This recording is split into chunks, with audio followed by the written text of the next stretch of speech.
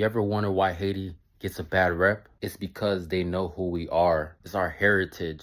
It's our lineage. It's our resilience. Let me show you why. Trump what?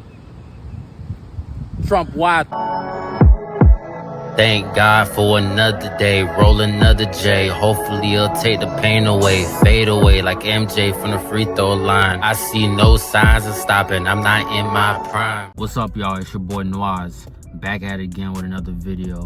And this one is a very important video, especially knowing that it's of my heritage and I take great pride in that, right? So I want to break down the full history of Haiti going back to biblical times. A lot of people don't mention this history alongside of the whole revolution, and it plays an important part, and I'm gonna explain why. In the biblical times, we got to remember that black people were always enslaved. They were enslaved by the Egyptians. What happened was that God has sent Moses on a mission to free the Israelite people. Now there's 12 tribes in the tribe of Israel, and one tribe specifically is the Levi or Levites. That is the Haitian people of today. Moses was a Levite, and the way I can prove that Moses was a Levite is because they found Aaron's remains and they did a DNA test, and he came out as having Levite DNA in him. So if Aaron, the brother of Moses, the Levite DNA, so what does that make Moses? A Levite. Levites are the modern day Haitians. Think about it. This all plays a factor in the Haitian Revolution. Moses, he's called upon to free the Israelites out of Egypt. He does that successfully, the splitting of the Red Sea where the Egyptian army is against them, and then it closes, thus securing the victory of freedom. So after slavery, Moses and the Israelites, they roamed on earth for some time, but the Israelites, they were kind of indoctrinated into idol worship, which brought them into slavery in the first place.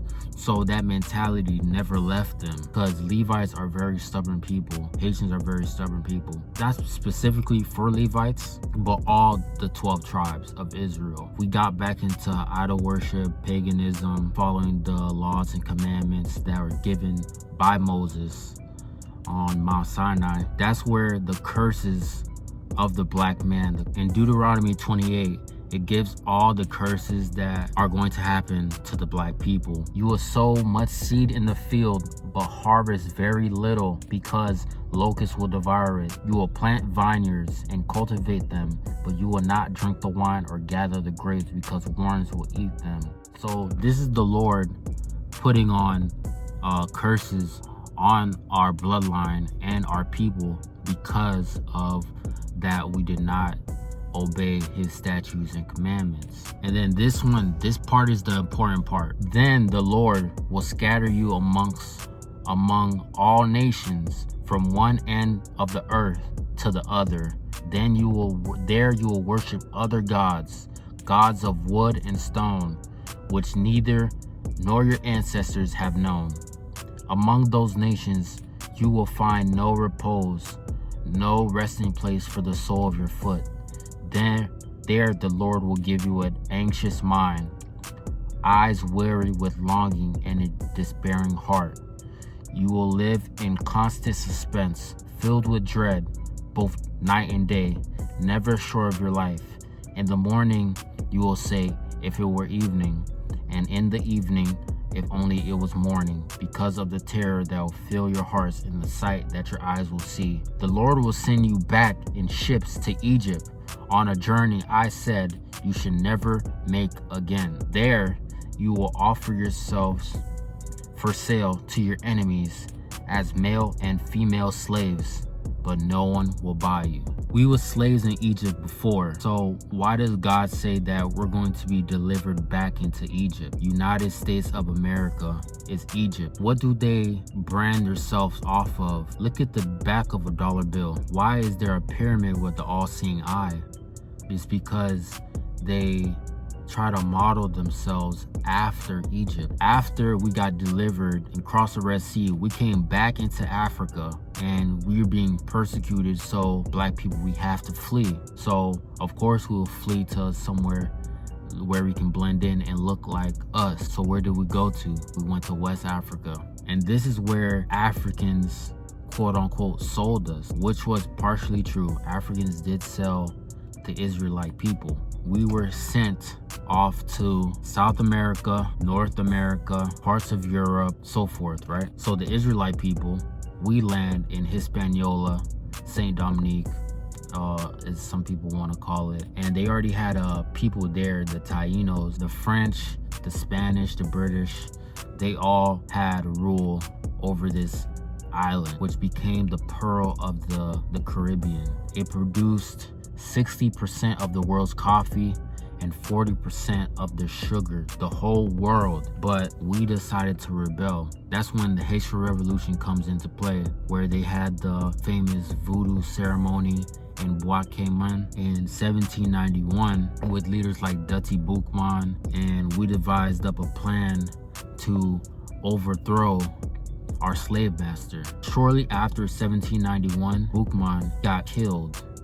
So another leader came into play. Toussaint Louverture, he was working with the French because at one point the French were going bankrupt, and they had promised that they're going to abolish slavery. So he started to work with the French, but the French were doing that in order to kick out Spain and British from the colony, which they did successfully, with the thought of slavery being abolished. The slaves kicked out Spain, and then kicked out British out of the islands in strictly France's rule. Toussaint Louverture, he goes to France thinking that we're partners, but with these people, they backdoored him. Pretty much they set him up to be captured, and they thought that that was the end of the revolution because their leader is now captured. He died in 1802, but we have other leaders in line. And that's where Alexandre Pétion, Jean-Jacques Dessalines came into play, with Jean-Jacques Dessalines becoming the first ruler of the free empire. And Napoleon came back into Hispaniola to take charge of France, because you gotta remember, France during that time was facing a revolution of its own in its own country. They needed the money, they needed this colony, because Haiti was the backbone. Remember, it was producing so much. They hold this island 100%. We kept on fighting to the point where France was going broke, and they had to sell Louisiana. That's why Americans have the Louisiana Purchase, in order to keep their lights on, pretty much, because they were going bankrupt. And then eventually in 1804, fully declare our independence. A good 13 long years of hard fighting, we finally won. But our freedom came with a cost. Pretty much why Haiti is now what it is to this day. In order for the world to acknowledge, and France to acknowledge, that Haiti is a sovereign nation, we had to pay back pretty much the debt that we caused this by the war, somewhere in the hundreds of millions that we had to pay back. It took us over 100 years to pay this back, thus crippling the nation, so we could never have a stable economic environment. Once we finally paid off our quote-unquote debts, that's when the U.S. tries to occupy Haiti for a span of time, and then we kick the U.S. out of there. They're always putting sanctions on our economy because they never want to see a black nation that rose, that defeated the greatest army on earth during the time, which was the France and Napoleon Bonaparte. They do not want to see a power like that succeed. And it's all because of, you gotta remember, the curses that was put on black people during the time. Deuteronomy 28 says it all. We will harvest grapes for wine. We will not drink it. They, when I say they, the people in charge know how powerful we are if we align ourselves and direct our focus towards revolution again. And I believe that we will. We just have to start little by little and informing and letting people know that This is our history. This is what we're made of. This is in our blood. This is what our spirit holds. Think about how much that Haiti's gone through, and we're still alive. We have survival skills. We will not die. We refuse to go away without a fight. If you're Haitian watching this video, you should feel a sense of pride knowing that my bloodline has this in us. You have the blood of Moses inside of you. You have a warrior spirit inside of you. In general, you come from a line of priesthood. We were made as teachers. We were made as people to spread the good.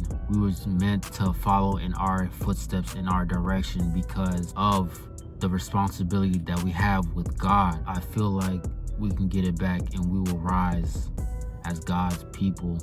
Not only us, but all the other tribes of Israel. We will rise again and bring order and structure with God's love and grace back into the world. I feel like this video really touched deep, knowing that I come from this, and me personally, I have a responsibility to share this and let other patient people know that we're warriors, we're priesthoods, we're meant to do a job, we're meant to provide a service, and I'm here to do that.